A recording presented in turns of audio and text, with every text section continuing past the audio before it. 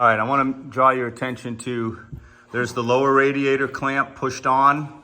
You can see that that clamp is closed right there for the transmission cooler, and there's the upper clamp clamped on. Once again, the wire, if I zoom in, you'll see a wire. Hopefully you'll see a wire. We put the wires on first and then snap them into place, and we heard some clips, seem to be pretty good. So you'll notice a little space. See the feet, how they sit in those grommets right there? I mean, there's no videos that really show you this, so this is kind of nice to see this. There's a look again at the tranny cooler, how that snaps in. So all three are there. You saw that the fan was bolted in place. Could actually reach around and plug the fan in next. There's a lot of assembly here, but having the radiator installed like this actually went pretty good, so we'll see how it goes. Okay, I'm zooming in. You can see that's the electrical plug to the fan assembly and the inside of the radiator plugged back in. You're gonna see this clip right here.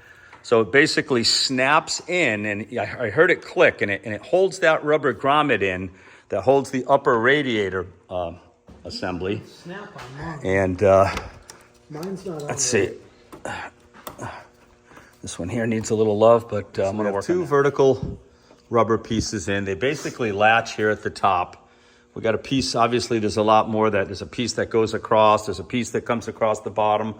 Matter of fact, I see this plastic piece here is going across the bottom. Push pin right there, push pin right there. I got a bolt here, a bolt there. Basically, you're building like a square box around this assembly to direct the air in. You can see the tow hook right here.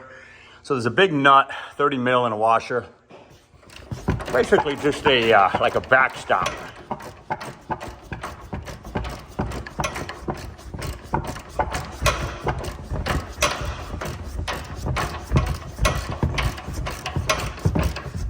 There we go, just a backstop. Okay, so the two bolts on the bottom, two long bolts, one there and one there, that bolt up through into the crash bar. Two bolts in the bottom of the crash bar, two in the top. There's a 10 millimeter nut, it's like a guide. So that looks pretty good. And yeah, the crash bar is installed. So there was a camera. Mike took that camera apart. I think it goes down there. We're gonna get that camera installed. You can see the electrical plug right there. Here's that round. You can see it's like some kind of camera, some kind of eye. You just heard it click in. All right, have some bolts right here.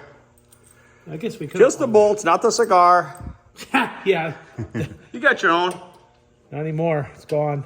Did you lose it? I know. I smoked it.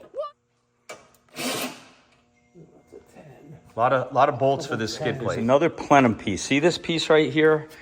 We need to carefully get this in, and it is a puzzle. Has to go down there. It is a puzzle. So. And then you can see that the wire goes into all those holes. And this is all part of the air intake right here.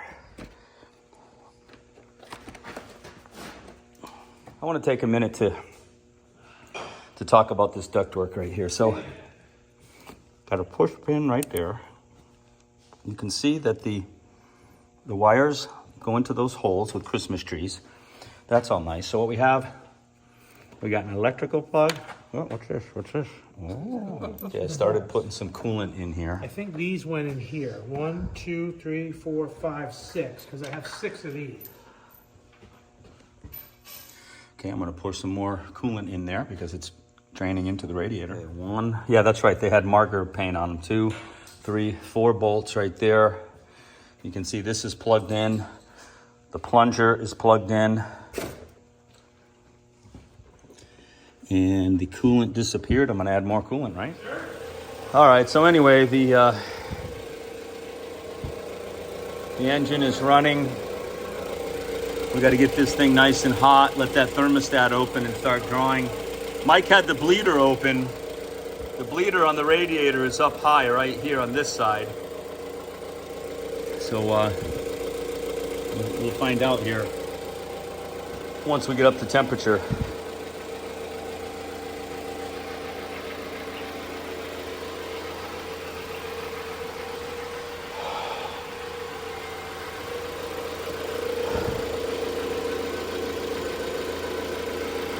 Obviously, we popped a bunch of codes because this electrical plug is not plugged in, so we may have to clear some codes.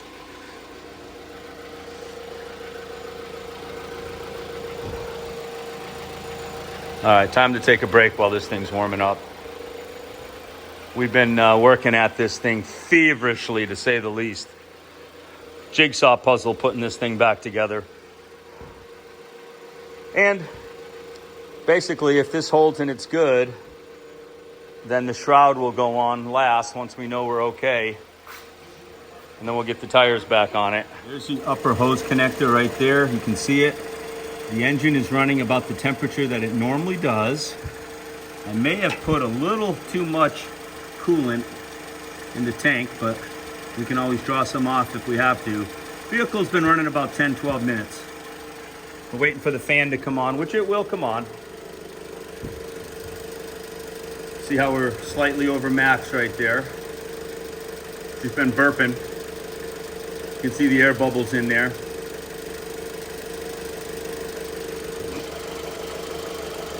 Okay, you can see we got air bubbles. It's rising up. You can see it's overflowing. I'm gonna zoom in, see how it's going through the outflow right there.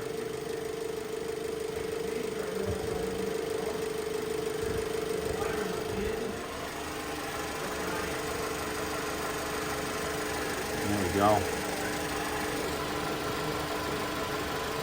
It's only because of the overflow. The radiator hoses, the radiator hoses are not leaking.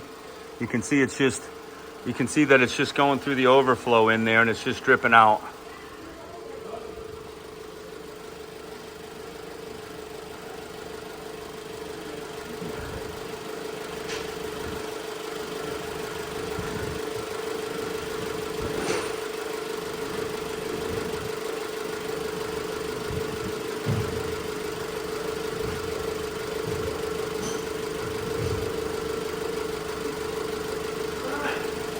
So Mike, this is still good? Yeah, it's all good until that thermostat opens, the fan comes on, and then we'll worry about the height of that. Okay. See, Look at that. Look at that. Squeeze yeah, it. yeah. I can actually get it to fill up. Okay. So I'm just pushing the air out, and it's like a syringe in it. Go look at it right now. Look at that, guys. Woohoo! There it goes. Look at that.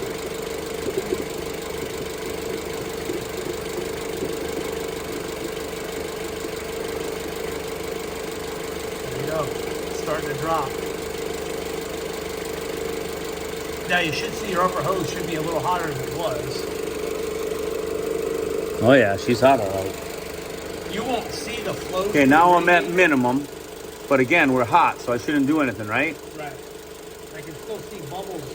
Yeah. Coming out, so that's fine. You had the heat on? No, because that would take the heat. That would take heat away from So the make engine. sure you have. Yep.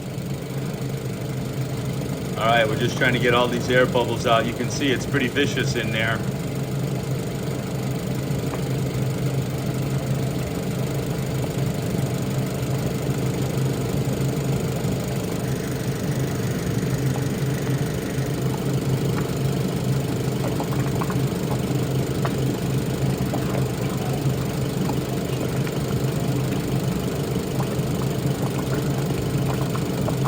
Pretty vicious, Mike.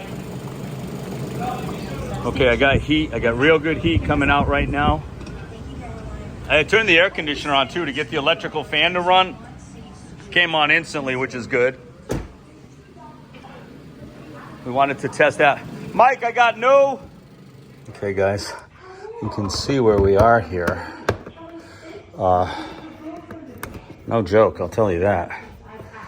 Just starting these 4 8mm head screws right here. Then I got that bolt that was inside there. Seems pretty good. So let me tighten these up. Okay guys, you can see that we have pressed the fender, the bumper back into position. We've got some bolts across the top to put in. We've anti-seized a bunch of bolts for the bottom. I'm gonna go get get a wrench on those and put those in. Looks pretty nice. These bolts are all in.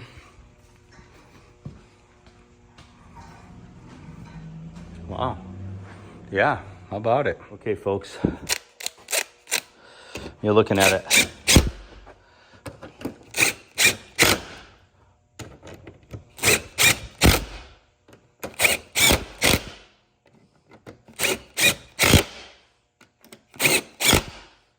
There you go. Completely put back together. With the vehicle off, you can see my liquid level is between minimum and maximum. We'll take a hose and maybe get some of that coolant off of there. A lot of coolant we lost while it was burping out all the air, but wow. All right, we got to get this bitch back up and get the tires on. So the Compass uses these lug studs. They really suck. It's kind of like a bolt. All right, we'll drop this down. We'll torque them to 110. All right, wow. Okay, another successful job. I'm gonna turn the lights on and test everything because we had so much unplugged. We'll make sure all the lights are working, but I think we got this thing. What a day. So Mike and I, about 7.5 hours total, but we did lose an hour going for the radiator and getting a lunch. So 6.5 hours to change a Jeep Compass radiator, bleed out all the air bubbles, and it's in really good shape. It all went together nice, and time to just relax here a little bit before we call it a day. Thanks, Scooter. You're welcome, buddy.